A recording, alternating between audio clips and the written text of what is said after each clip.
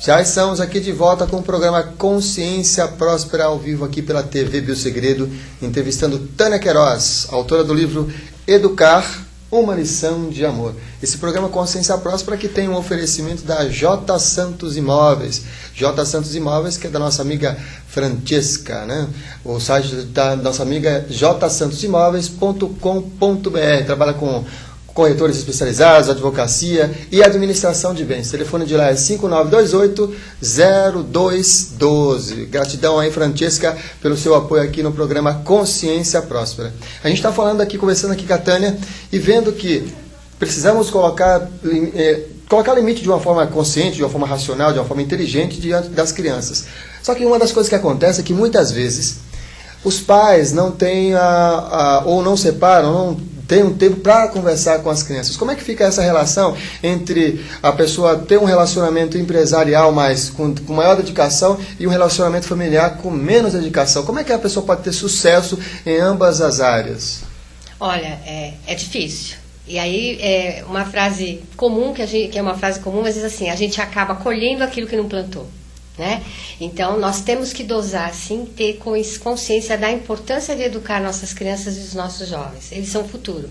E eles serão aquilo que nós fizermos com ele. Então, muito preocupados com a sobrevivência, nós acabamos, sim, negligenciando o diálogo, a atenção. Mas lá na frente, infelizmente, isso que eu tenho assistido, quando o filho está imerso no mundo das drogas, já na cocaína, né? Ou quando aparece uma gravidez precoce, ou quando a mãe descobre que a filha fez um aborto. Então, quando coisas extremamente dramáticas acontecem, é que os pais muitas vezes falam, nossa, como é que isso aconteceu e eu não vi, né? Então, estar atento desde hoje. Quer dizer, e não é o tempo que você fica com o filho. Às vezes o pai pode passar a semana inteira trabalhando que nem um louco e a mãe também. Mas pega um dia da semana e olha para essa criança, para face, para a pele, para o rosto, se os olhos estão avermelhados, amarelados quer dizer crise, acinzentados quer dizer crise. Olha para esse filho, pergunta. E presta atenção nos sinais da criança, porque o mau comportamento é grito, é pedido de socorro. Então, se a criança, por exemplo, pequenininha, morde muito, está batendo muito na escola, pergunta para ela o que está doendo aqui dentro. Ou a perda de um ente querido, né?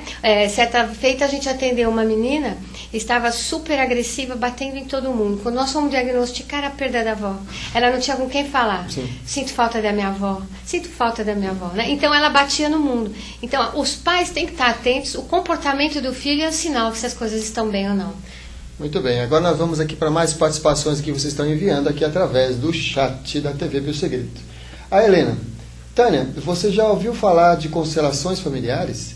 Nessa técnica ensina que todos devem honrar seus laços familiares e tudo que eles representam.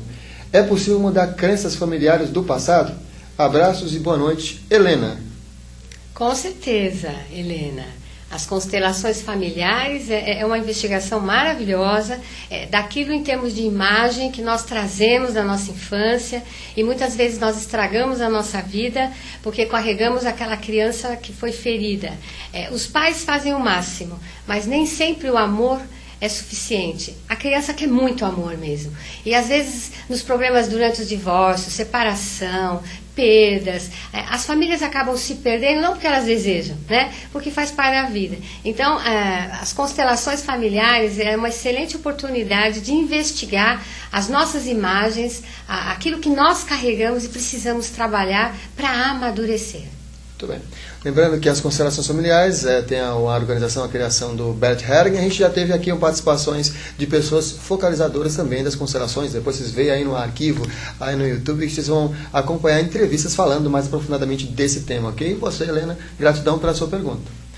Sônia: olá, minha pergunta para a Tânia é: existem famílias que tentam impor sua religião aos filhos. O que você acha dessa atitude bastante presente atualmente? Obrigada, Sônia. Olha, Sônia, eu sou má. Eu sou uma mãe muito má. E acho que o que falta na nossa sociedade hoje é exatamente algumas imposições. Então, eu sou até suspeita para falar, porque eu acho que a família deve impor uma religião aos filhos, sim. Eu acho que falta Deus no coração das crianças e dos jovens e das famílias. Nós nos preocupamos demais com o mundo material e nós acabamos esquecendo do mundo espiritual. E a nossa vida material, com certeza, é um reflexo da nossa vida espiritual. E só existe uma força capaz de nos dar sustentação para suportar essa vida com equilíbrio. E essa força se chama Deus, e eu acredito no seu Filho também. Muito bem. Gratidão, Sônia, pela participação. Agora temos a participação da Lúcia, relacionada até com o comportamento atual das crianças em relação à TV. Ela está perguntando aqui a Tânia. Tânia, a Lúcia pergunta, Tânia, quanto tempo uma criança de 5 anos pode ficar em frente à TV assistindo desenhos? Obrigada e boa noite. Pergunta a Lúcia. Lúcia? Olha, Lúcia, quanto menos melhor, né? Mas nós assistimos crianças ficando de 10 a 16 horas, da hora que elas acordam, da hora que elas vão dormir, principalmente quando elas ainda não frequentam escolas. Sim. As que frequentam escola ainda tem aí esse intervalo, né?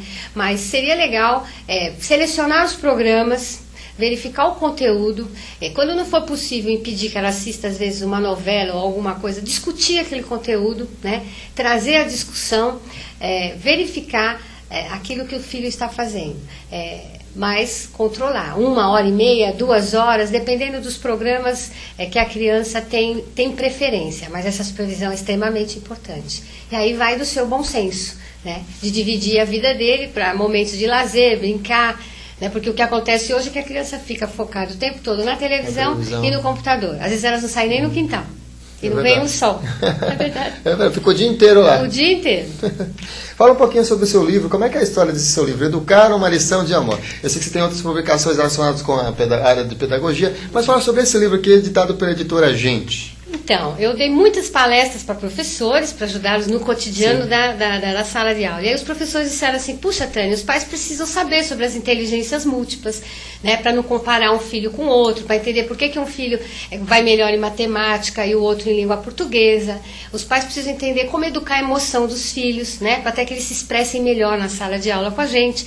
Então, os professores me motivaram muito a escrever esse livro. Então, na verdade, o livro, ele é uma coletânea de 15, 20, 30 assuntos trabalhados com base na realidade da escola, orientando os pais, né, para criar os filhos neste mundo sem valores. Então aí a gente pede o resgate de valores, da ética, da compaixão, do amor, né, da importância da paciência, dos pais passarem valores, olharem e prestarem atenção como o filho se expressa, não deixarem os filhos serem agressivos, né? Como disse Jesus, sede mansos como o cordeiro, né? Quer dizer, ensinar a mansidão, ensinar a gentileza, e fora isso, informações técnicas, porque a mente do seu filho está acelerada, por que os neurônios, né, acabam provocando que eles não tenham coordenação motora, que eles sejam agitados, para que eles também não sejam chamados, às vezes, de estabanados. É um problema do desenvolvimento dos seus neurônios. Enfim, tem uma gama de informações. E nós passamos pela questão da sexualidade, que é dramática.